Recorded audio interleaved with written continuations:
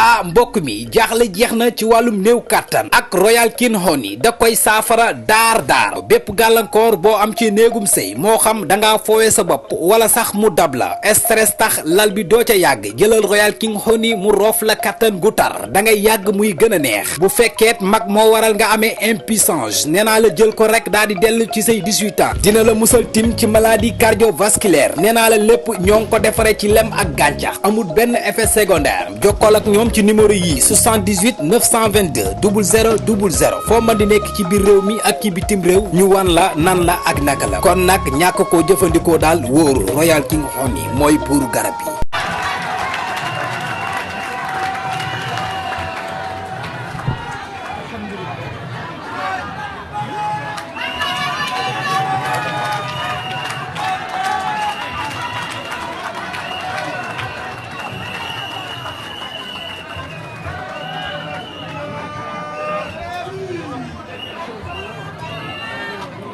Asalaamaaleykum mbokki Sénégal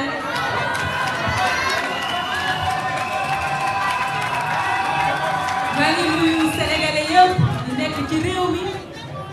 ak sénégalais yi nekk ci diaspora bi di jaajëfal toute la presse nationale ak internationale di leen remercier ci seen taxawaay ak ci seen teewaay. di nuyu tamit di jaajëfal sama nawle yi toog ci sama wet ñu ànd bokk la coalition Sàmm Sa Kàddu sama gaay yi jërëjëf. gàcce gàllaama ku xool jataay bi xam ne table bi cuune toogu fi ku xool jataay bi dina la wóor ne ñii li leen boole moo ëpp doole fuuf li leen mënoon a xàjjale ndaxte nag ñun ñii ñëpp kenn ci ñun buñ ñu boolee lenn rekk a ñu ñor muy Sénégal gi nga xamante ne moom la ñu bokk bëgg gi ñu bëgg suñu Sénégal ak nangoo déglu li askanu Sénégal bi soxla loolu moo lal suñu coalition Sàmm Sa Kàddu ndaxte nag sama gaay yi peuple sénégalais ñoo ne dañu bëgg opposition booloo def benn say ñun dañoo déglu askan bi ñun dañoo topp bëgg-bëggu askan bi ñu booloo def benn say ñu tuddee suñu bopp la coalition Sàmm Sa Kàddu ndaxte ñii fi toog te sànq wax nañ ko ñun ñëpp ku ci nekk ci yéen maa ngi leen koy laaj tàllal leen seen loxo parce que suñuy loxo dafa set wecc monsieur le maire tàmbali na Pape Djibril tàmbali na ça c'est la représentation de la relève et de la nouvelle génération de la politique sénégalaise ñu booloo ànd ak ñoo xamante ne depuis ay années ñi ngi ci politique sénégalaise bi di ci liggéey bu mucc ayib te ba léegi mosoo leen dégg monsieur le maire Barthélémy Dias am na alal bu mu luubal amut. fii ay ndaw a fi nekk fii ay liggéeykat a fi nekk fii ñu bëgg Sénégal la ko fi nekk te nag Sénégal jaral ñu lu ne dañoo booloo ànd ngir mission boo xamante ne dañ ko am ak objectif bu ñu war a relever pour le peuple sénégalais dañoo booloo ànd ngir Sénégalais yi dañoo sonn ci ñàkk sàmmoog seen kàddu li fi xew mooy dafa am nguur bu fi nekk bëgg nekk ci waxeet te loolu Sénégalais yi bëgguñu ko nawuñu ko li fi xew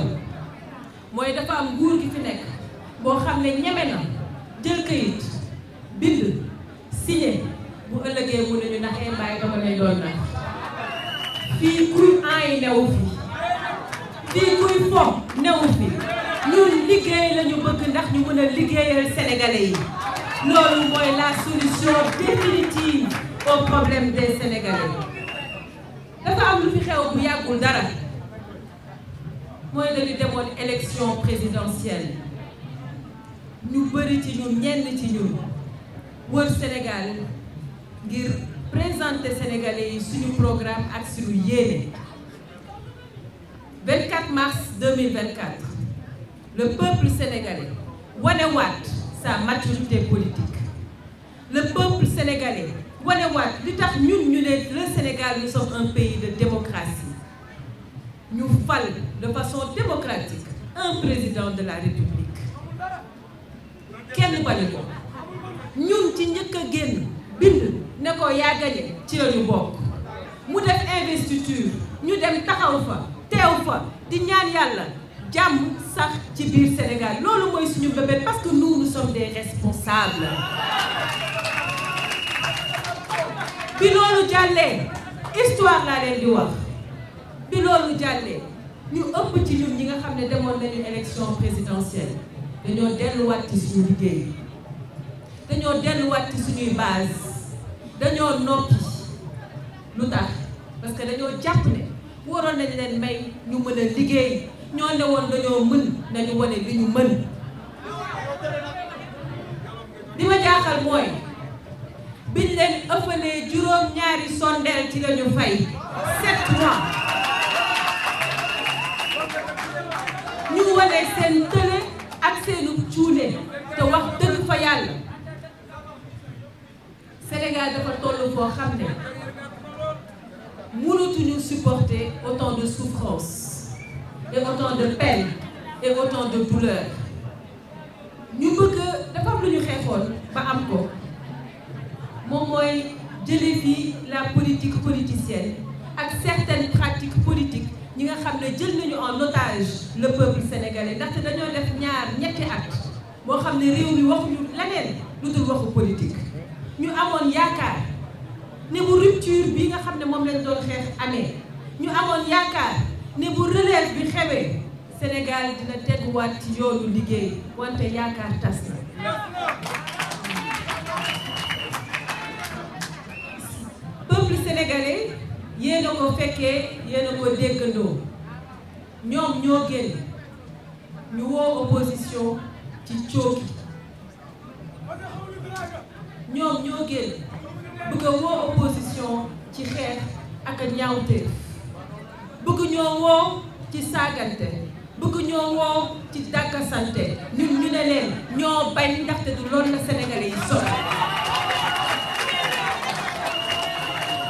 ñun nag ak ñoo mën a cooki wante li ñu ko jaral xam ngeen mooy lan déedéet bu dee dina régler problème mu xëyu ndawu xale yi waaw bu dee dina tax tere xale yi di jël géej gi mu jëlee leen ñàkk seen bakkan di dem bitim réew ñu toog ci réew mi waaw loolu mun nañ cee wax bu dee dina régler le problème de la vie chère waaw loolu ñun dinañ ci wax bu fekkente ne dinañu wax ci régler ci problème inondation yi waaw loolu ñun seen opposition responsable dinañ ci wax wante nag ku bëgg a siiw wala bëgg ñu toog di la waxal ñun loolu amuñu jot bi sénégalais yi taluñu ko ndaxte sénégalais yi dañoo xiif amoon yaakaar ci benn projet mais ku xamul sa ngoon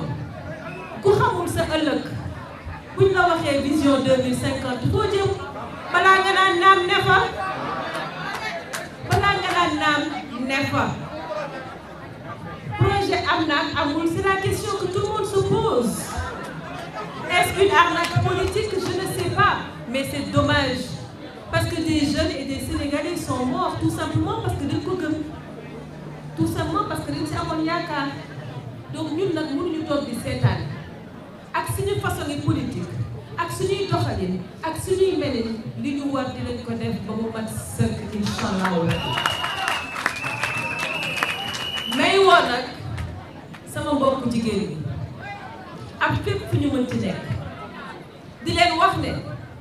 gis ngeen place bi nga xam ne jox nañ ko jigéen bi ñu waree fal seeni gouvernement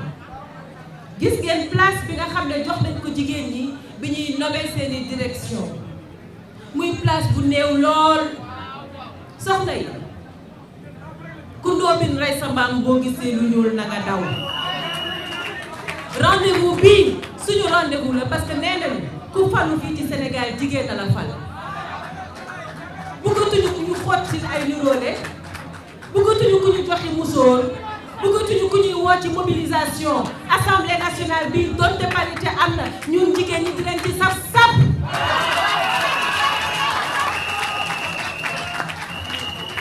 di leen wax nag bu ñu raté le rendez-vous bu ci kenn naagu 17 novembre dinañu battre campagne te dañu ko war a liggéey koñ ak gox gox ak gox bu ci kenn tàyyi bu ci kenn nelaw ndaxte c'est l'avenir du peuple sénégalais qui est en jeu c'est l'avenir de la jeunesse sénégalaise qui est en jeu c'est l'avenir des femmes sénégalaises qui est en jeu et c'est le destin de notre nation qui est en jeu et nous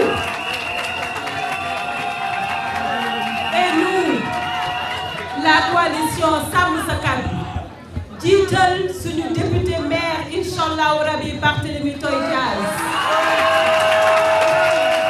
dinañu yegg boo xamante ne ñoom sañuñu tufaa yegg ndaxte dañoo wax waxeet dinañu dugg foo xamante ne mënatuñ faa dem ndaxte seen kàddu la dañ koo sàmmut